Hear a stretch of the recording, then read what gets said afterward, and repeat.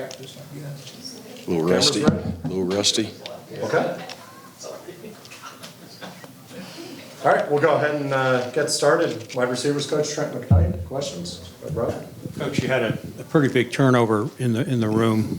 I think 3 freshmen, 4 transfers. How have they all fit into the room?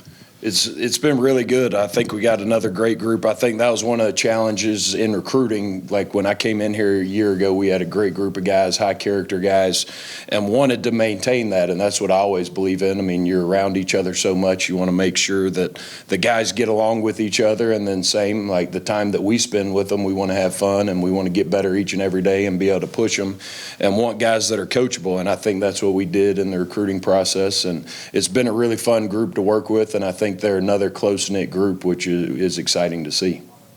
Chad?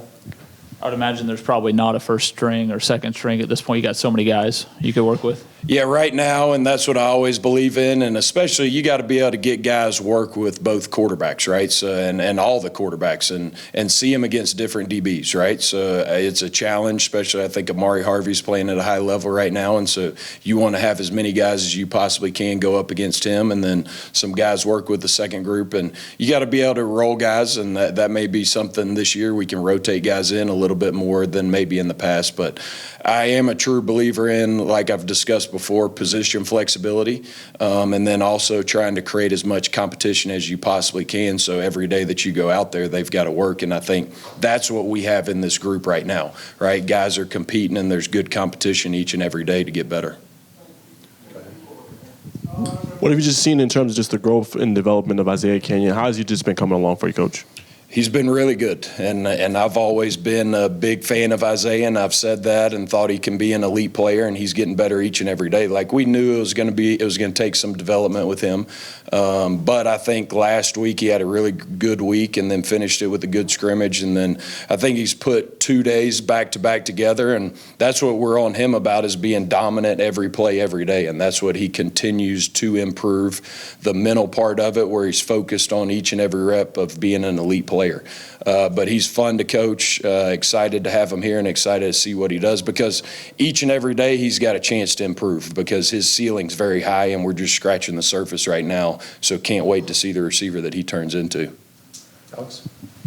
There's been a lot of preseason talk and buzz around Eric Rivers coming over here from Florida International. Just talk about what you've seen from him and kind of how much of an experienced receiver is, how dynamic is he and explosive and stuff like that. Yeah, he's very dynamic, very explosive, and I've talked about this in here before, but the receiver position, there's a lot of things that go into it, right? There's a lot of little things that everybody looks at it and, hey, it's just running and catching a football.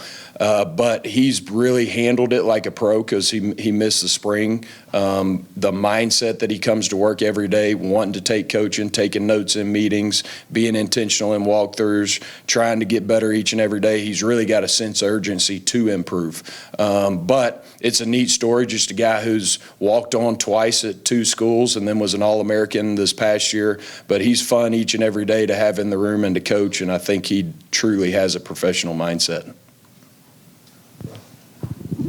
You brought in 3 freshmen. What do you look for from a freshman when they first come in?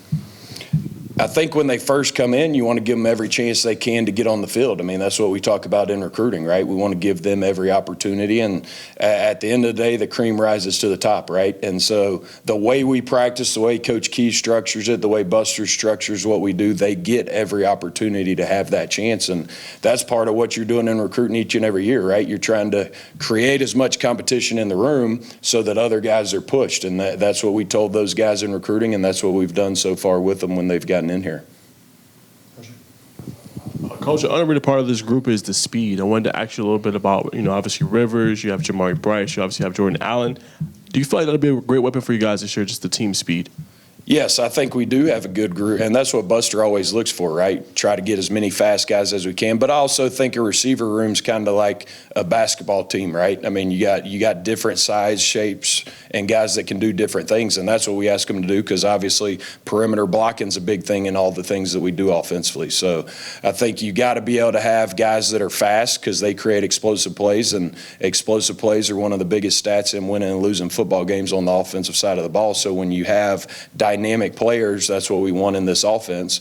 But you also want guys that are big, that can block and do things on the perimeter. And that's the great thing about all those guys, those fast guys, is they're tough and they will compete out there on the perimeter and block and want to work hard to get better each and every day. You mentioned blocking. Who maybe are some of your best blockers in that room? All of them are competing, right? And I really say that's a lot of what perimeter blocking is. Like, it's effort and toughness and who's going to strain to finish and who's going to play harder than the other guy. And we always talk about when our film turns on that it should look different from what people see on the perimeter blocking. Isaiah Canyon's one who's probably the most dominant blocker, right? He's 6'3", he's 210, so he's got the ability to do it. But then on the other side, you've got, and y'all have seen it, Malik, who's a smaller guy, but he goes out there with good technique. He fights and competes. So we expect the whole group to block. That's part of our job description. Naturally, you try to create mismatches out there on the field. Is Rivers one of those guys that's deep enough into the playbook where you can line him up in different places?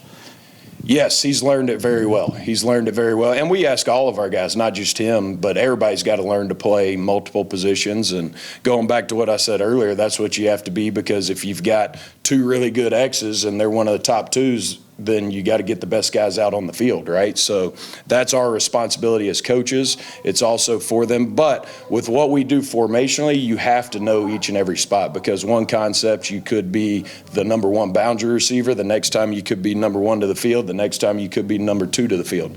So all of our guys are expected to know every position because of our formation flexibility.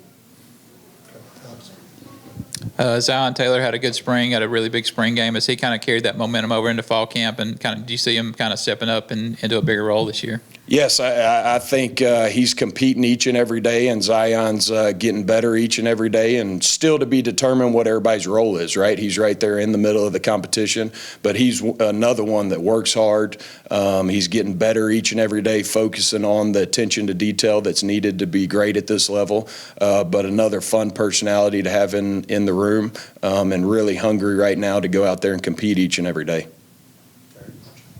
Just wanted to ask you about the level that Malik Rutherford's playing at. Obviously came back this year. I know it's big for your room, but just where is he playing at so far in fall camp? How would you assess his game? I think Malik had his best day today, just energy from the meeting room to how he practiced, everything. And that's one of the things, senior leader, right? That's what you got to do, and do it by example. That's what we keep preaching to him, is do it by example. Show these younger guys, show the newcomers what the standard is here. And that's the challenge for him. And him and I met back in the spring, and hey, this is how you can take your game to the next level. And so each and every day there's a hunger to improve in those areas. We all know he's elite with the ball in his hands, probably one of the best in the country, but continuing to develop to be a complete receiver. And again, I think today was one of the best days that I've seen him have. Alex? With Haynes King coming back healthy this year, with the problems last year, it seems like he's back to full health. How excited are you for this group of receivers to be able to be used, more vertically, and just that part of the offense being more of an option? I think that's the challenge for us each and every day as coaches, to get the receivers to play the best that they possibly can, because all that Haynes has done for this program. And I take ownership in that, to make sure that we have guys that he can go out there and trust, that are going to do their job, be where they're supposed to be, right? But also be able to go out there and win one-on-one battles. And I think everything he's done for Georgia Tech in this program, I think I owe that to him as a coach, to be the best that we can possibly be each day. Anything else? Coach, thank you. Thank y'all. Great seeing everyone. That water's yours if you want.